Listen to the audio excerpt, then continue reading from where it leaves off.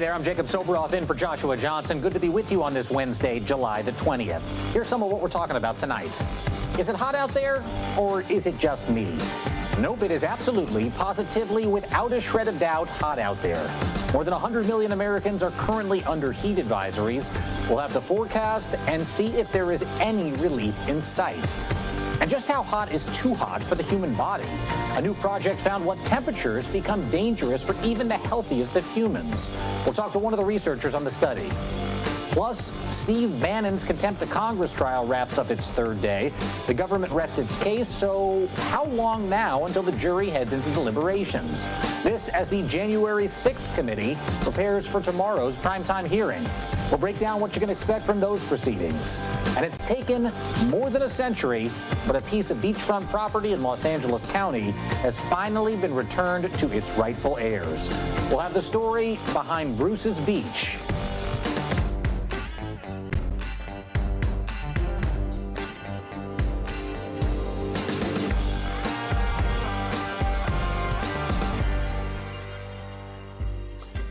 Hey everybody, it is really hot. And you might say, hey, it's July, what do you expect?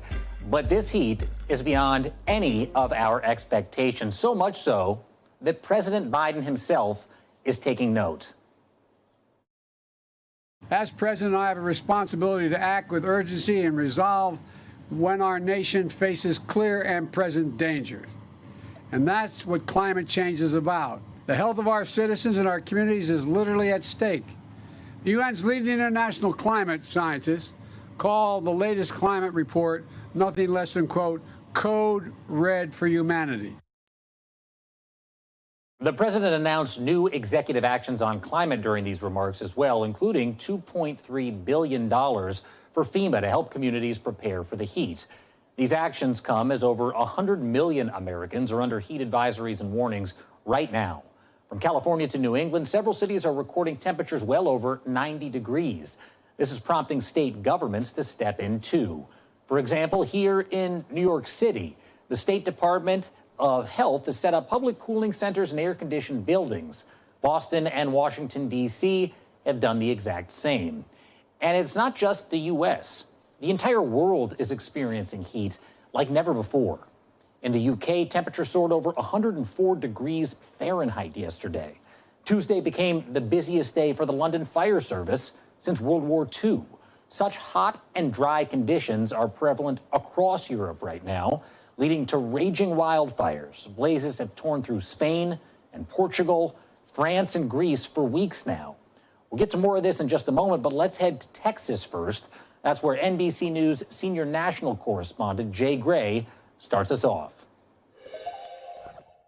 Good evening, and look, a heat wave tightening its grip right now, really across the country. From California to New England, there are heat advisories in place. Some of the worst of it right here in Texas, in Dallas specifically. Today, another day over 100. That makes 25 days so far this year over 100, and it's 7 more than 105. So it has just been a blistering heat here, one that most are dealing with by either staying inside or rushing to pools or splash pads like the one you see behind us here.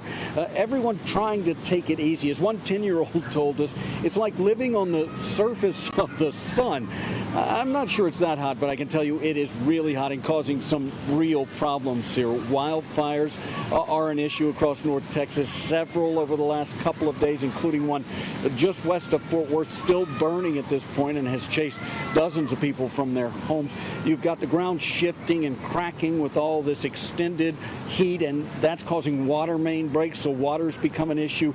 And power usage, always a concern here in Texas. ERCOT, the company that regulates all of that, says that yesterday there was a record usage in Texas. That's the 10th time this year they've broken that record, and it could be broken again today. They say they have enough to keep going, but a lot of people very concerned about that moving forward. One other quick note.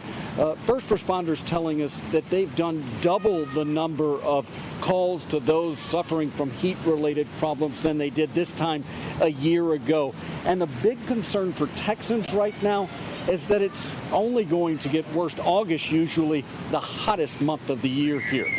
That's the latest from here in Dallas. I'm Jay Gray. Back to you now. So we know it's hot, but the big question on everyone's mind is, when is it going to end? Joining us now is NBC meteorologist Bill Cairns with a look at the week to come. Bill, bottom line, how long is this going to last? Yeah, it's almost like not soon enough. Right back to you, right? Oh my goodness. It's getting to the point where everyone's like, all right, over it. I know it's summer, but let's give me a break. So today, tomorrow, into the weekend, almost the same areas are still going to be at a slow simmer from Texas all the way through the East Coast. This is really the first significant heat that we're having on the eastern seaboard. New England's had a pretty mild summer up to this point, but this weekend is different. So 121 million people, roughly in this country, about 340 million people, so about 1 in 3 people are under some kind of heat advisory, watch, or warning. Much of the southern half of the country, a little bit of the southwest, and right along the East Coast. And even some areas are going to see temperatures probably the hottest they've seen in maybe a couple years in the east. So what are we going to look at on Thursday? Little Rock, we're going to go to the century mark again for you. Dallas, it's kind of funny to say this, you're going to get a little bit of a break. 99 degrees. You were 108 or 109 3 days in a row, so I mean it's not going to feel that much better, but at least you have a slight chance of some rain. And then look at this map. Memphis through the weekend. Washington, D.C. could hit 100 degrees for the first time in 6 years. So it feels like, a global heat wave, not just here in the United States, but domestically. Anything else we should be looking out for? Well, besides the heat, obviously that's the #1 problem this time of year. And the thing, this is going all the way out through the 25th to the 29th. So towards the end of July, we're going to see a pretty impressive heat wave going to the Pacific Northwest.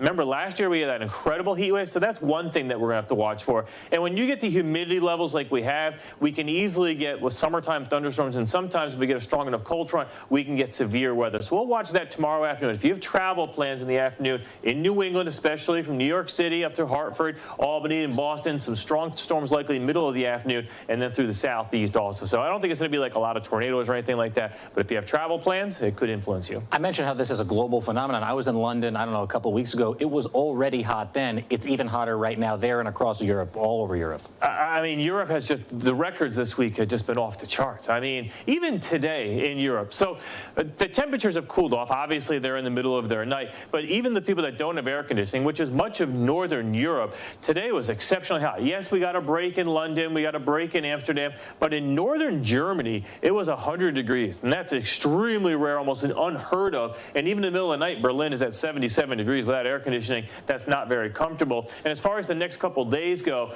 the real heat is going to be in Portugal and in Spain. Madrid's going to be up to 105 on Friday. So yes, a lot of areas like London and Paris and Berlin are improved and back to normal, but not for Portugal and Spain. And that's where a lot of the fires are. And that's where they've had 1,000 heat-related deaths. So that's a story that continues into the weekend. Catastrophic. Bill, great to see you, and drink a lot of water out there, my man. We already know that extreme heat, especially the kind we're experiencing now, can have adverse effects on humans, sometimes rather lethal effects. For example, in Portugal, over 1,000 heat-related deaths have been reported in July. Here in the U.S., ambulance crews in Oklahoma are dealing with a surge in heat-related health emergencies. Clearly, extreme heat doesn't discriminate when it comes to challenging the human body's capability of handling it. That's the grim reality of the triple digits you see on a thermometer. So at what point does it get too hot for the human body to even partake in routine activity? Let's bring in Dr. Tony Wolfe to help answer this question. Dr. Wolfe is a postdoctoral scholar at Penn State University, where he's in charge of the university's Human Environmental Age Thresholds, or HEAT project. Dr. Wolfe, welcome. Hi, thanks for having me. Tell us a little bit about your research. I'm fascinated by this. Have you actually tested the impact of heat on humans themselves? Yeah, so our lab does all human subjects testing. So we're interested in the combinations of temperature and humidity above which humans can no longer maintain a stable internal body temperature or core temperature. So we have a fully controllable environmental chamber in our lab. and we can manipulate both the temperature and the humidity and use a progressive heat stress protocol to determine where that threshold lies. And so what do the findings ultimately show? I saw this Ring camera footage from Texas. I want to put it up on the screen right now. It shows a UPS driver fainting on someone's doorstep. It's crazy, after delivering a package, presumably because of the heat there. At what point does it get too hot for a healthy young adult to partake in really just what is normal daily routine activity? Is there a temperature specifically, a number that you guys found? Yeah, so what we found is the upper limit for the maintenance of a stable internal body temperature, like I said, is about 88 degrees Fahrenheit with 100% relative humidity, or about 100 degrees Fahrenheit at a 60% relative humidity. And so those thresholds are really where core temperature will start to rise continuously, and the risk of heat-related illness, like heat exhaustion, starts to increase. What do you make of what I was talking about with Bill Cairns, the ongoing global extreme heat events? Is what we're seeing now what we will be seeing for the foreseeable future? Yeah, I mean, there's not really any end in sight as far as I can tell, and yeah, it's likely to continue, and especially, the extreme heat events where the magnitude and the duration of the extreme heat is worse. And in particular, on lower income countries and lower income communities, I know this has a disproportionate effect. Tell us about that. Yeah, so in lower income communities, some individuals or people maybe have less access to mechanisms of cooling, external mechanisms like air conditioning.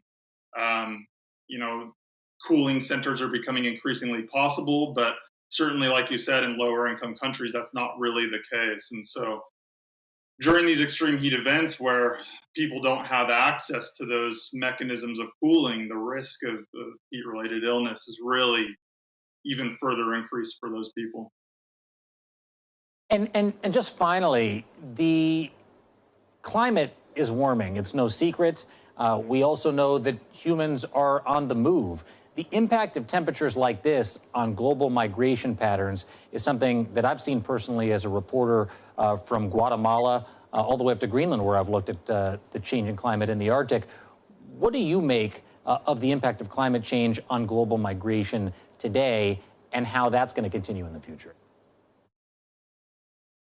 Yeah, in the face of continued warming, I think that there's not a lot of other options oftentimes, right? So likely that people are going to continue to move to areas where they feel more comfortable and safer in those climates.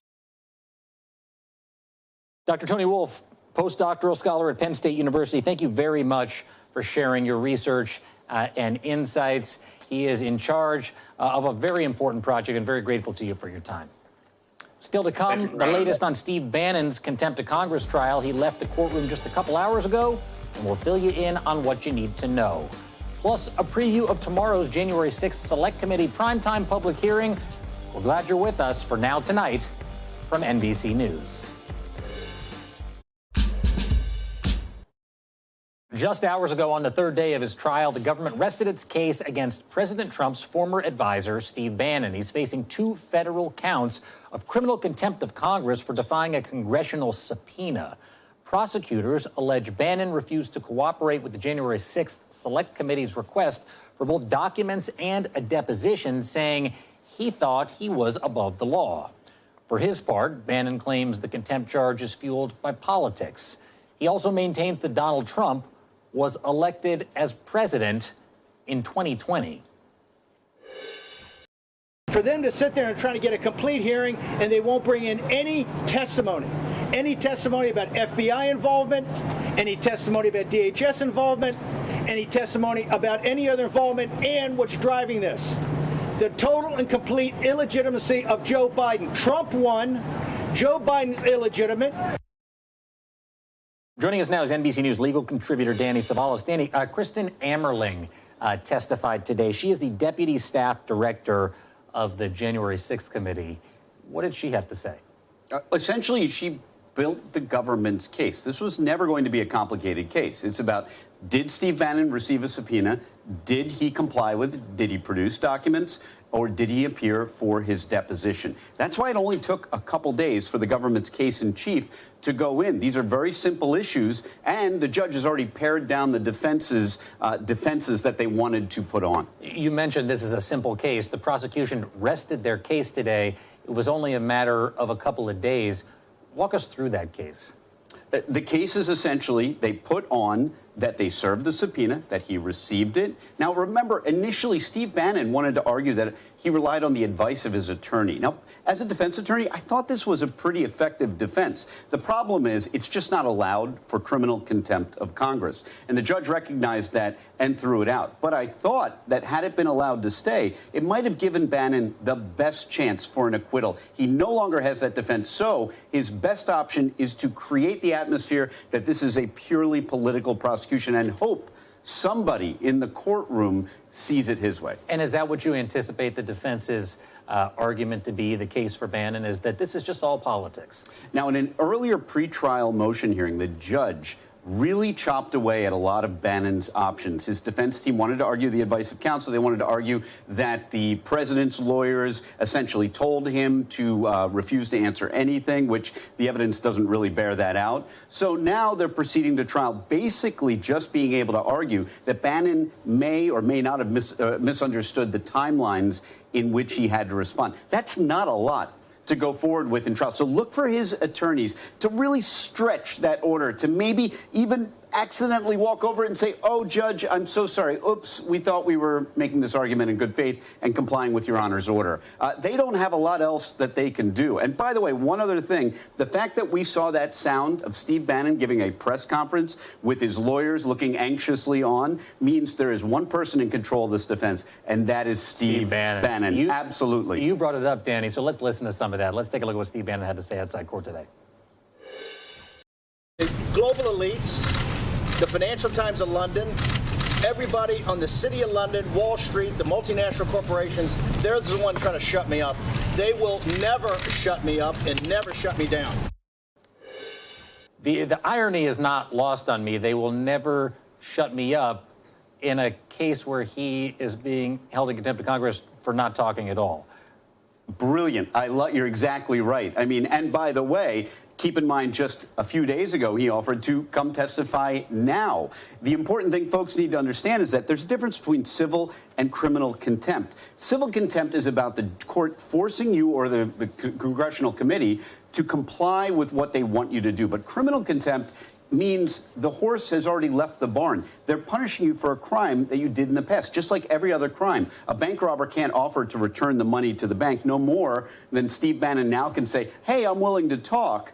And Congress, or the DOJ more exactly, might stop prosecuting him. That's not going to happen. For defying a subpoena like this, what type of punishment does he face? I was surprised to learn I've never had one of these cases. They're almost never prosecuted. I don't know anyone that has ever defended a congressional criminal contempt case. There appears to be a mandatory minimum, which means the judge's hands are tied. He must serve 30 days, which is a real surprise because for a federal misdemeanor, you're normally looking at guidelines ranges of essentially 0. In fact, that goes so low, it's difficult to even calculate guidelines because this is a relatively low-level federal crime. And I only say that because the vast majority of cases that go to trial in federal court involve felonies. I know you said you've almost never seen this, and I know you got to go, but I wonder, what do you make of that? I mean, if this is a type of crime that's almost never prosecuted, what's going on here?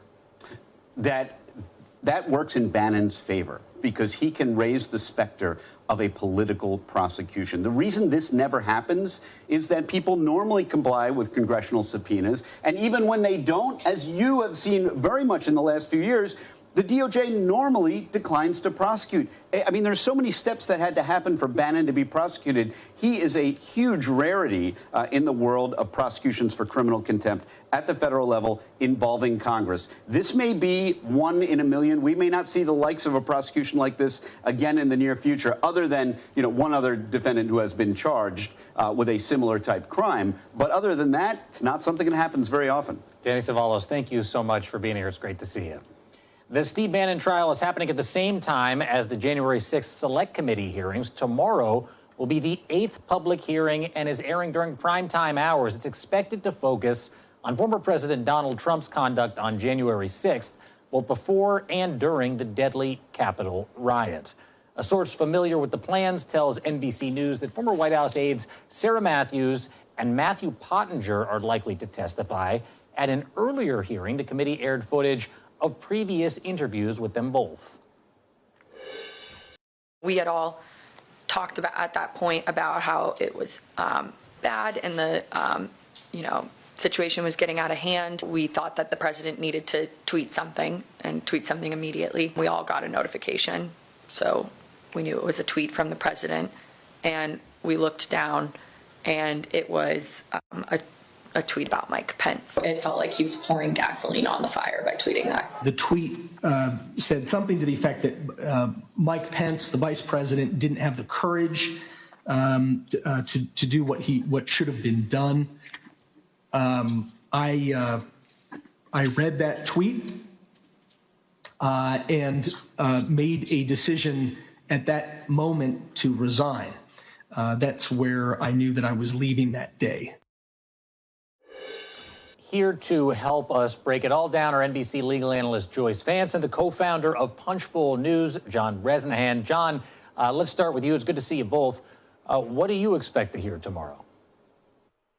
Well, the committee is going to go through the 187 minutes we're talking about where former President Trump had an opportunity to respond to the violence at the Capitol and did not. Started a little before 1 p.m. on January 6th, and it ended a little after 4 p.m. when he sent a tweet saying, everybody go home, love you, you're special, but go home. So, a series of steps that he did not take, he could have taken, who he spoke to, what it was asked of him, what he didn't do, and what would happen inside the West Wing. So they're going to try to lay out kind of a minute-by-minute timeline of what was going on in the West Wing with Trump while this attack was unfolding on the Capitol. And I think it's gonna you see it playing out now. We're gonna see they're gonna try and link up what was happening at this moment. These Trump supporters were trying to attack the Capitol, and then Trump was doing this and his staff was doing that. So I think they're going to try and, what they've tried to do throughout this is put the narrative together. And I think this is going to help flesh that out. Joyce, 3 former DOJ officials who served under Republican presidents wrote a piece in The Atlantic. I want to read a little bit of that to you. They said the evidence is now overwhelming that Donald Trump was the driving force behind a massive criminal conspiracy to interfere with the official January 6th congressional proceeding and to defraud the United States of a fair election outcome. The driving force behind a massive criminal conspiracy. These former DOJ officials clearly think that Trump is guilty of a crime, but so far DOJ has been very quiet about its plans. We saw the memo from the AG that was leaked, or at least that Rachel obtained and put on the air earlier this week. What can and then what will the Justice Department do here? Something that we know is that the Justice Department has embarked on an investigation, and we see some signs of that. We see, for instance, that DOJ is collecting information about the fake slates of electors. We know that they've seized and searched phones from some of the lawyers involved in the Kraken litigation.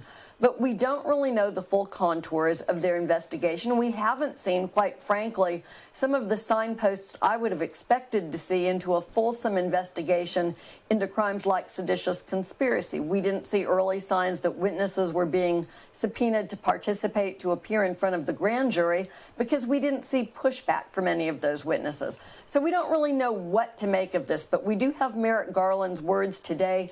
He has reassured the country, as he did on January 5th, that he will follow the facts, that he will take the investigation wherever it leads. He seems to feel the need at this point to reassure Americans that he understands the desire for accountability and that that is the Justice Department's mission, but he also cautions that DOJ must do it the right way. And that, I think, is the important piece that's difficult for all of us, myself included, who are growing increasingly impatient.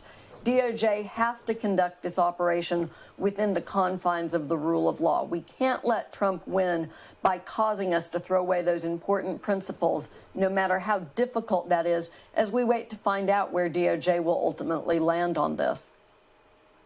As you said, the AG wants to follow the facts, and ultimately this will be decided on them or the lack thereof. And John, on that note, let's turn to the issue of these deleted Secret Service text messages. Yeah. Here's a breakdown of the timeline. On January 16th, 4 congressional committees requested phone records be preserved. On the 25th, the Secret Service were told how to preserve this information, which is not unordinary or outside of any routine operation for anybody that's in government. Then 2 days later, the migration process begins.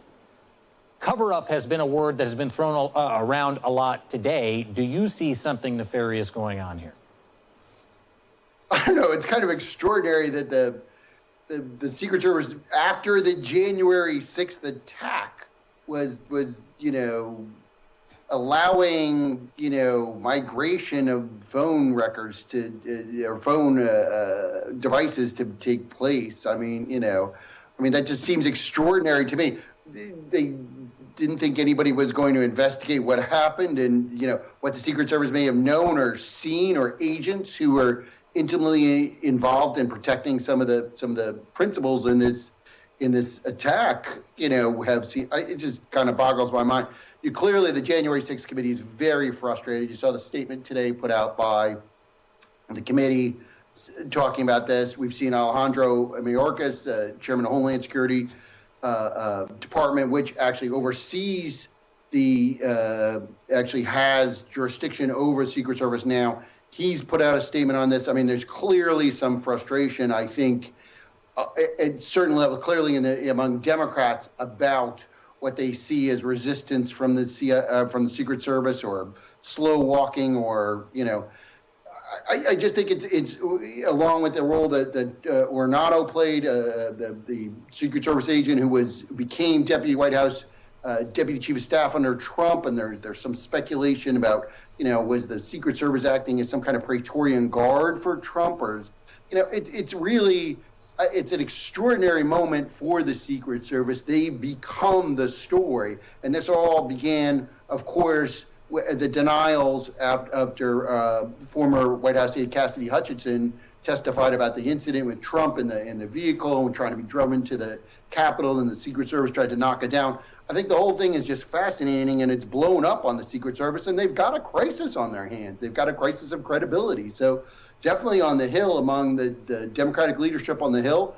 And, clearly I don't know how far it extends into the administration, but they've got a big problem on their hands. And I think they're, just the timeline you laid out there is pretty damning, I think. And I think it's a problem for the Secret Service that they're going to have to resolve pretty quickly.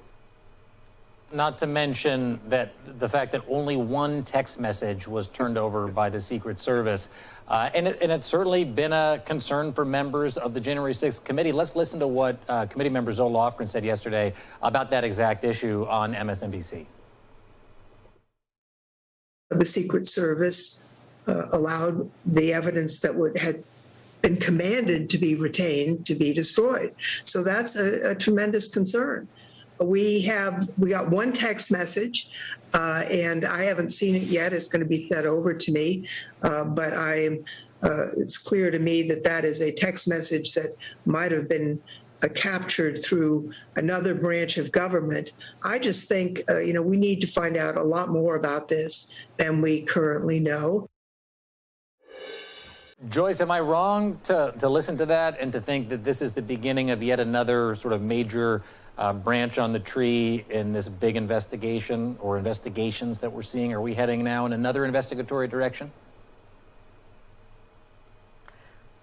No, you're absolutely correct to think that this is a really big deal. I've lived through government migrations. You know, if this was 2005, the notion that you could lose data and it would be the result of incompetence, not malicious design, well, that might be the case. But it's 2022.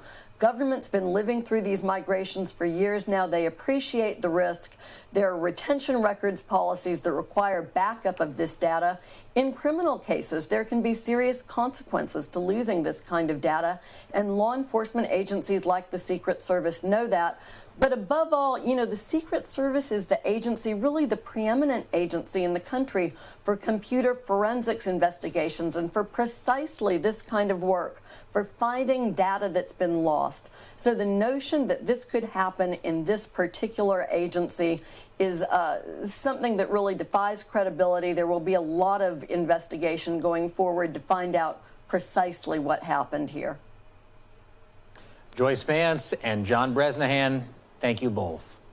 We'll get to some of today's other top stories in just a moment, including the Ukrainian First Lady's speech before the U.S. Congress, pleading for more aid for her country's defense against Russia, and later, getting Griner home. The latest in the effort to free the American Olympian from a Russian prison.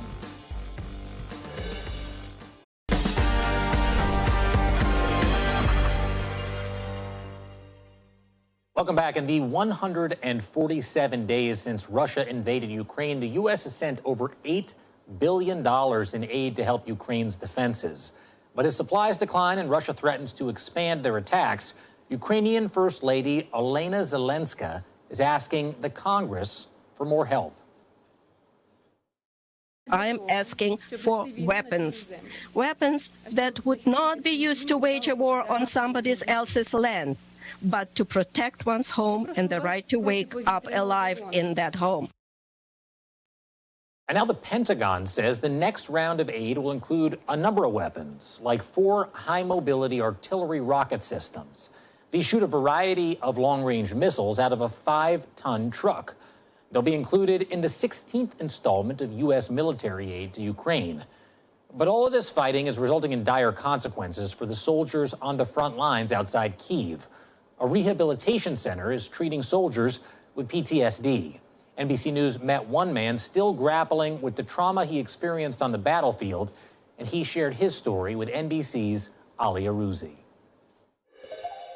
Hey, Jacob. So Olena Zelenska, the First Lady of Ukraine, addressed Congress today, and she made a plea that you hear every day from her husband, President Zelensky, and so many other officials in this country, that they need more weapons, more aid to fight this Russian onslaught, that without it, they can't hold off this Russian invasion. But much of the focus of her speech was the toll this is taking on Ukrainians from all walks of life. She spoke about Holocaust survivors having been killed by Russians in this war, children having been maimed or killed by Russian missiles. I had an opportunity to speak to a man called Sasha. He was living an ordinary life like so many other people in the United States, but he felt compelled to join the armed forces to not only protect his country, but also to protect his daughter. Let's take a listen to his story.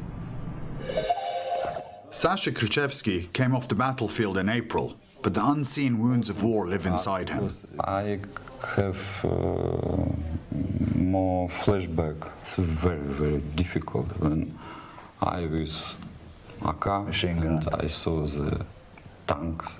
Ukraine has approximately 700,000 soldiers in active combat, according to the Ukrainian Defense Ministry, with 100 killed and at least 500 injured daily. Here at the Lisova Polyana Hospital, just outside Kyiv, soldiers like Sasha are being treated for post-traumatic stress disorder. Their minds and bodies racked with PTSD. To help them heal, they receive physical therapy, psychotherapy, some even opting for dog therapy. Называется хвостатый психолог. Как перевести? Like psychologist with tails. In February, when Russia invaded, firing missiles into Kyiv, Sasha fled with his family to their cottage in the countryside. I always recall the moment when my daughter came to me, hugged me, and told me how scared she was. She told me in tears, "Dad, I'm very scared." And I felt my helplessness. I felt that I could not protect my daughter. He immediately signed up to join the fight. With almost no training, outgunned and outflanked, his unit faced Russian tanks, armed only with machine guns and grenades. Sasha took us to where he was posted, where he faced the Russians, a small outpost with holes blown into it by Russian tanks. The first fight, everything was mixed. First fight was when they shelled us with mortars. We ran there and jumped into the trenches, and my first emotion was enormous horror. Most of his unit were captured or killed, but Sasha ditched his military fatigues and managed to escape, crawling through the forest in his underwear till he reached his family at the cottage. He knew he had to evacuate them before it was too late. My daughter, she came to me and said, "Daddy, you're coming with us, aren't you?" And then it was very difficult for me to hold on. I answered her, "No, darling, I have to stay here to work." And inside, I was like this. Then I turned away, and there were tears in my eyes. Battered and bruised, he survived alone in the cottage, with little food and water, till the Russians retreated. The army sent him to hospital rehabilitation. His wife traveled from Prague to support him. I don't want to let him to go to the war. But the war hasn't let Sasha go. He's been redrafted now that his few weeks of rehabilitation is over, leaving an uncertain future for him and his family as the Russian invasion grinds on. And Jacob, what was very touching about his story was that he also told me that he hated violence, that he hated war, but he felt like he had no choice but to join the army because he wanted to protect his daughter. And of course, that leaves such an uncertain future for his family. Olena Zelenska talked about American kids knowing what their school schedule is going to be, but his daughter has no idea whether she's going to school again, when she's going to school again, when she'll see her teachers, and more importantly, she doesn't know if her father is going to come back from the front lines. Ali Arouzi, thank you and stay safe, my friend. Mourners gathered today in New York City for Ivana Trump's funeral. In attendance was her ex-husband, the former president, Donald Trump, and their three children, Donald Jr., Ivanka, and Eric.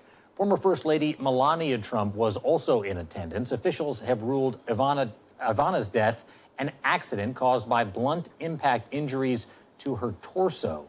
She was 73. Ivana married Donald Trump in 1977, and they were together for 15 years. She took part in the Trump business and was well known as a socialite and for her glamorous looks and her blonde hair updo. Though their divorce was public and messy, the two became friendly in recent years, and she supported his 2016 presidential campaign. And now calls to bring American WNBA star and Olympic medalist Brittany Griner home from Russian detention. They continue. Out in Hollywood, guests attending the ESPYs, an annual award show put on by ESPN, were greeted tonight by these billboards. The mobile messages read, "BG should be here," and "Bring Brittany home."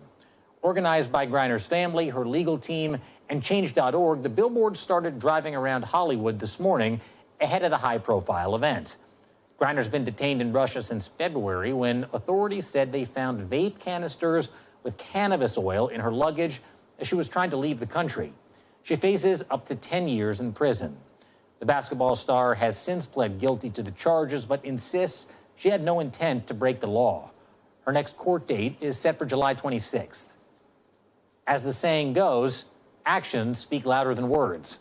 But now a new study asks insurrectionists about their actions on January 6th. That's coming up next on Now Tonight.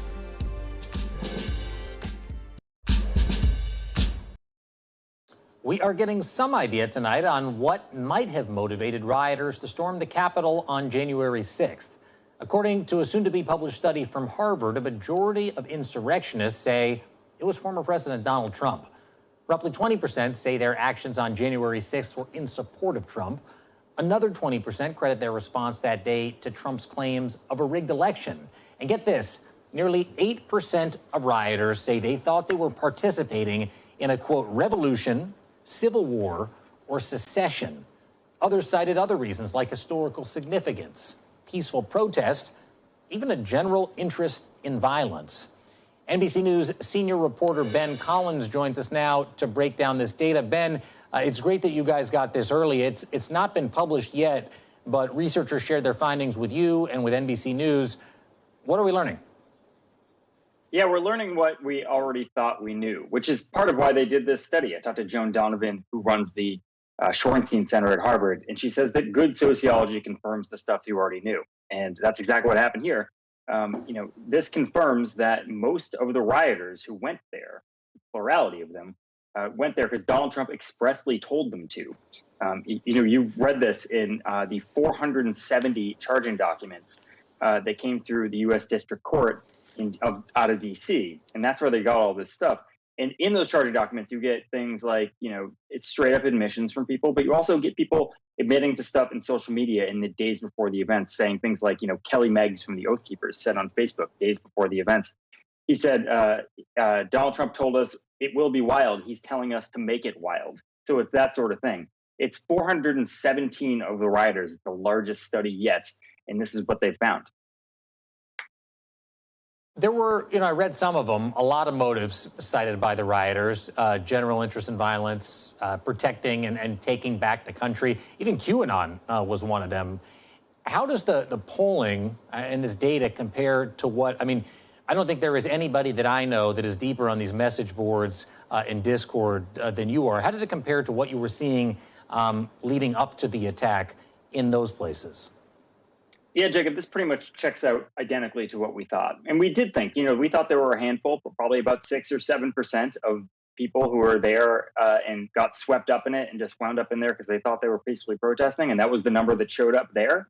But otherwise, there were mostly people there to either overthrow the government, try to get some election result that didn't happen, pushed through, or just to show force for President Trump. Those are the top 3 reasons. That's what we thought was happening. And we saw about a handful of people in overt QAnon paraphernalia in the Capitol, and that was, it showed up as 4% of people. That checks out too.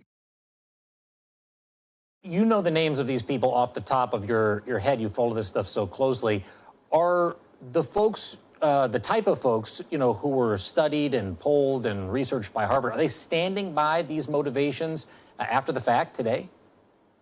Yeah, some of them are. And some of these people, by the way, just admitted on Facebook beforehand. Some of these people didn't admit it to the feds afterwards. But most of them are. Some of them are still, are pushing the same lies that they were pushing beforehand. Some of them are serving time right now for the stuff that they did on January 6th. A lot of them view themselves as political prisoners or dissidents in general. They believe that they didn't do anything wrong that day, that they were participating in the revolution. And as you can see over the last couple of years, Donald Trump is warming up to that kind of rhetoric, that these people didn't do anything wrong, that this was either a setup or these people were just angry at the time. That's what you hear out of him. So that's what you hear out of his supporters recently. Yeah, I just want to put up this quote from Mr. Rodriguez, Daniel DJ Rodriguez, one of the Capitol rioters. If he's commander-in-chief and the leader of our country and he's calling for help, I thought he was calling for help. I thought we were doing the right thing. It's not lost on me that this is all taking place, being released as the January 6th hearings are unfolding. Is this type of argument, are these types of research, is this type of research being undertaken by Harvard, do you think going to be folded into or play into the hearings? I would think so. It's being sort of telegraphed in the hearings. You see basically the same findings, that these people over and over again say the same stuff. Donald Trump told me to be there, therefore I went there, and I went to the Capitol from the ellipse because he told me to go to the Capitol from the ellipse. It's something that we've heard over and over again. But Jacob, I do want to say this. It's important to stress this to regular people all throughout the country, even though it sounds very obvious to us. Like, of course Donald Trump did this. Yes, of course. If you turn on Fox News, or if you turn on Newsmax, or if you just open up Facebook or Breitbart or something like that, it is not that obvious. People still believe Antifa did it, or that it was a setup by the feds. And they are tuning out the January 6th hearings. So to have this sort of academic research in the public record is really important. Your point is very well taken. NBC's Ben Collins, the best of the best on this stuff. Good to see you, and thanks for doing this. Appreciate it. Coming up next, the story of Bruce's Beach, a small Los Angeles stretch of sand with a giant meaning to one family. How their long battle to reclaim what is rightfully theirs has finally come to an end.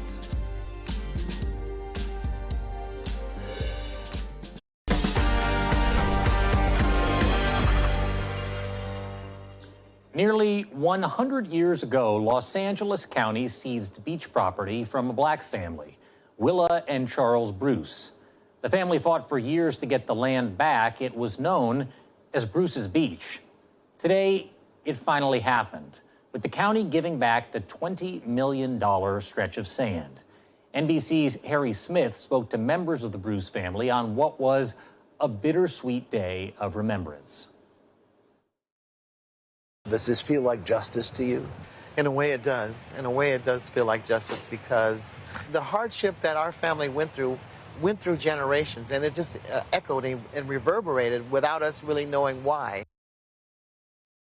NBC News correspondent Tremaine Lee has more on the history of the Bruce family, the land they lost, and the fight to get it back. Black lives, they matter here. A new wave of battles are being waged across the country to return land that was stolen from generations of Black Americans. This comes on the heels of history-making efforts by grassroots activists in California who've taken their fight for land reparations to the highest levels of government and won. Justice for Bruce's Beach! In July 2020, Manhattan Beach resident Kevon Ward mobilized after learning the dark past of the sunny beachside park now known as Bruce's Beach. Parcels of that land were once owned by Charles and Willa Bruce, a black couple who bought the land to build a beach resort on the site in 1912. It quickly became a haven for black tourists and entertainers from all across the country who were otherwise barred from other leisure spots in the region. It also became a target of white supremacists, who along with Manhattan Beach officials ultimately seized the land through eminent domain in 1924 on the grounds that it would be used for a public park. But for 3 decades, the lots sat vacant. I don't care who it happens to. I don't care if it happens to Black entrepreneurs, white entrepreneurs. Someone having their land taken from them is wrong, and unjustly is wrong. This was specifically based on race, and so that makes it even worse. The Bruce's story isn't unique. According to one study from 2014, of 1 million people displaced by eminent domain between 1949 and 1973, 2/3 were African American. It's been used controversially to take over swaths of land held by historic communities of color all across America, like Vinegar Hill in Charlottesville, Virginia, and in high-profile cases like Dodger Stadium in Los Angeles. It's still being used today for highway expansions, pipelines, and more, dispossessing a new generation of Black, brown, and indigenous citizens. Most of the wealth equity in this country and for most families is through land or property ownership. And some people who were not white have not had this mechanism to grow wealth. Black families are disproportionately vulnerable to involuntary land loss by eminent domain and other legal means, including heirs property loopholes and partition sales. But little has been done to protect them. There have been land organizations around for generations. All of these groups have tried in one way or another to get land back, or at least to get some sort of reparations or payment for lost resources. But the tides might be turning.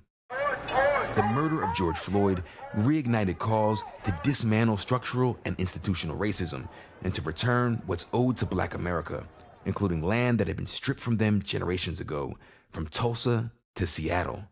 Let me do what apparently Manhattan Beach is unwilling to do, and I want to apologize to the Bruce family.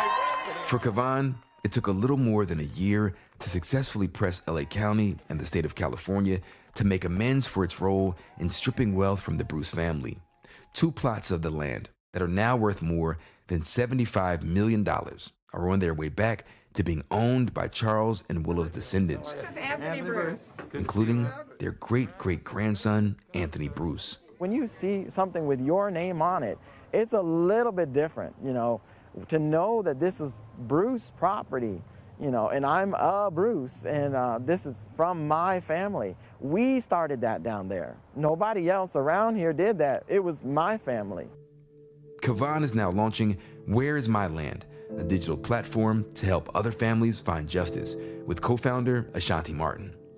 In cases where the land can't be returned, significant restitution needs to be paid.